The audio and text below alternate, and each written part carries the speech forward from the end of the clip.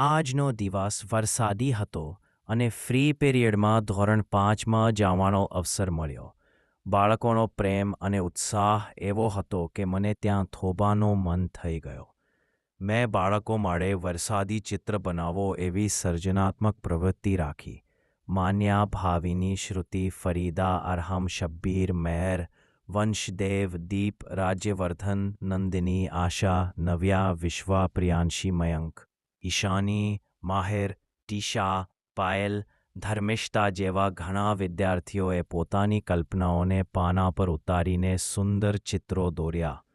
છાતી, વરસાદી રેલીઓ, કાદવ, છાંટા અને મેઘો વચ્ચે રમતા દ્રશ્યો જીવંત લાગતા હતા. બાળકો પોતાના કાર્યમાં એટલા મગ્ન હતા તે શાંત અને સર્જનાત્મક વાતાવરણ રચાયું.